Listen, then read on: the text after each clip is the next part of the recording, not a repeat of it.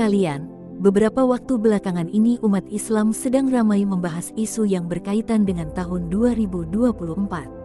Salah satu di antaranya adalah isu tentang berkumpulnya ulama seluruh dunia yang kabarnya para ulama tersebut sedang menanti kedatangan tahun 2024. Ada apa dengan tahun 2024? Mengapa ulama seluruh dunia berkumpul menanti kedatangannya?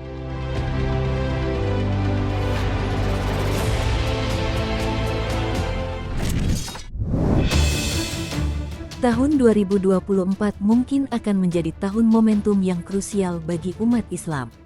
Pasalnya, menurut isu yang beredar, para ulama seluruh dunia kini tengah menanti kemunculan seorang mujadid atau pembaharu agama. Menurut kabar dari Rasulullah Shallallahu Alaihi Wasallam, mujadid bakal diutus kepada umat sekali dalam 100 tahun.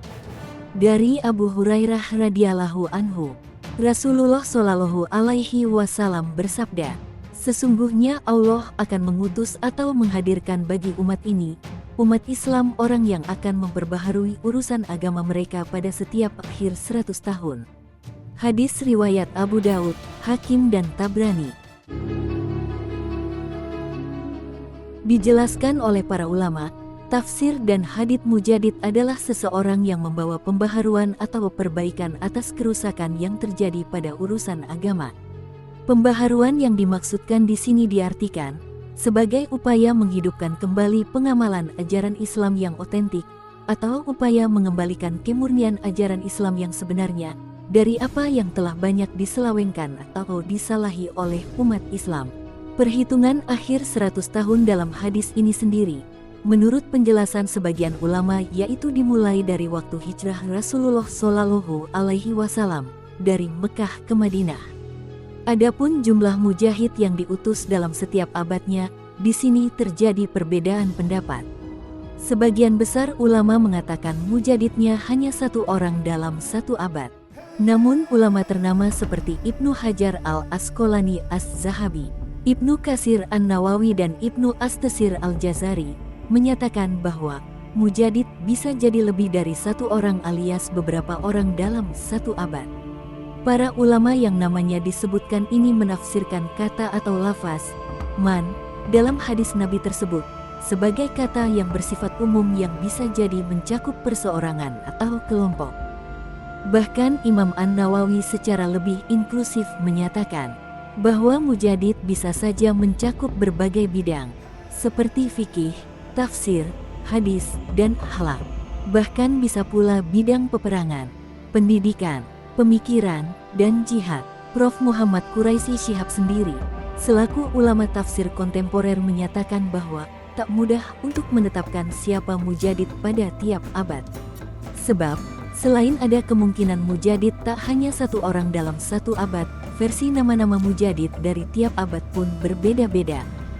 Ibnu Katsir dalam kitab Dalail An-Nubuwah menyebut, mujadid pada abad pertama Hijriah mencakup 14 nama tokoh. Lain lagi versi dari Imam As-Suyuti dalam potongan syair gubahannya. Begitupun versi Nawab Siddiq Hasanka dalam kitab yang berjudul Hujai Al-Kirahmah. Tapi di luar dari konteks beragam pendapat itu, satu hal yang pasti adalah mereka yang diutus sebagai mujadid tentu bukanlah orang sembarangan. Dengan kata lain, mereka adalah orang-orang pilihan yang telah memenuhi syarat dan kriteria tertentu. Sebab menurut Ibnu Ziyad dalam kitab Gayah Talhis Al-Murad fi Fatawa Ibnu Ziyad, untuk bisa dikategorikan sebagai mujadid, orang tersebut mesti memenuhi beberapa syarat khusus sebagaimana telah disepakati oleh jumhur ulama, di antaranya yaitu melampaui 100 tahun menolong sunnah dan menguasai seluruh cabang ilmu. Sampai di sini mungkin ada yang bertanya-tanya, lantas, mengapa para ulama seluruh dunia menanti mujadid tahun 2024? Jikalau ternyata perhitungan akhir 100 tahun, dimulai dari tahun hijrahnya Rasulullah dari Mekah ke Madinah alias tahun 1 Hijriah. Bukankah syarat yang mesti dipenuhi harus melampaui 100 tahun, sebagaimana pendapat Ibnu Ziyad? Dan bukankah tahun 2024 itu bertepatan dengan 1445 hingga 1446 Hijriah? Berarti, masih jauh dari kata akhir 100 tahun dari abad ke-15 Hijriah. Ternyata, di sini ada ulama yang menghubungkan 100 tahun, dimulai dari keruntuhan kekhalifahan Islam yang terakhir. Sebagaimana kita ketahui, kekhalifahan Islam yang terakhir dalam sistem kepemimpinan khilafah, yakni kekhalifahan Utsmaniyah. Kekhalifahan ini runtuh pada tahun 1924 sejak berdiri pada tahun 1517 Masehi. Salah satu ulama yang memprediksi demikian ialah wakil Sekjen Robita, ulama Palestina yang bernama Syekh Abu Bakar Al-Awawidah. Sebagaimana diberitakan, selama di penjara di Israel, Syekh Abu Bakar Al-Awawidah mencoba melakukan riset mendalam terkait hal ini. Syekh Abu Bakar Al-Awawidah menuturkan bahwa sesungguhnya Allah Subhanahu wa Ta'ala memilih untuk menjayakan agamanya ini kepada siapa saja yang dipilih di antara hamba-hambanya, digenapkan untuk mereka. Syarat-syaratnya kalau Dia muliakan mereka dengan agama dan kejayaan itu. Pada Quran awal, Allah Subhanahu wa Ta'ala memilih bangsa Arab mulai dari kepemimpinan Rasulullah, Khulafa Rasyid dan beberapa penguasa Daulah Umayyah, dan hasilnya agama ini jaya. Tetapi ketika para penguasa daulah itu beserta para punggawanya menyimpang, Allah pun mencabut amanah itu dari mereka. Di masa berikutnya, Allah memilih bangsa Persia dari arah Khurasan. Mereka datang menyokong Daulah Abbasiyah. Penyangga utama adalah ini mulai dari Perdana Menteri, keluarga Al-Baramika, sampai Panglima adalah dari kalangan orang Persia. Bahkan banyak ulama dan candi hewan daulah ini, Allah hadirkan dari kalangan orang Persia. Namun ketika bangsa Persia berpaling dan menyimpang, Allah juga mencabut amanah itu dari mereka. Allah lalu berikan kepada orang-orang Kurti, puncaknya.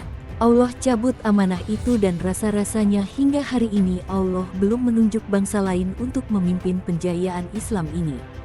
Dengan matanya yang buta karena siksaan penjara Israel, si Abu Bakar Al-Awawidah mengerahkan wajahnya kepada majelis yang hadir sambil tersenyum dan berkata, "Sungguh di antara bangsa-bangsa besar yang menerima Islam, bangsa kalianlah yang belum pernah ditunjuk oleh Allah untuk memimpin penzahiran agama ini. Bukankah Rasulullah pernah bersabda bahwa pembawaan akhir zaman akan datang dari arah timur dengan bendera-bendera hitam mereka?" Abu Bakar Al-Awawidah pun berharap jika dimaksud oleh Rasulullah dalam sabdanya tersebut, itu adalah bangsa Muslim Indonesia. Beliau juga berpesan, kaum muslimin tanah air bisa menggenapi syarat-syarat tersebut agar layak ditunjuk oleh Allah memimpin peradaban Islam.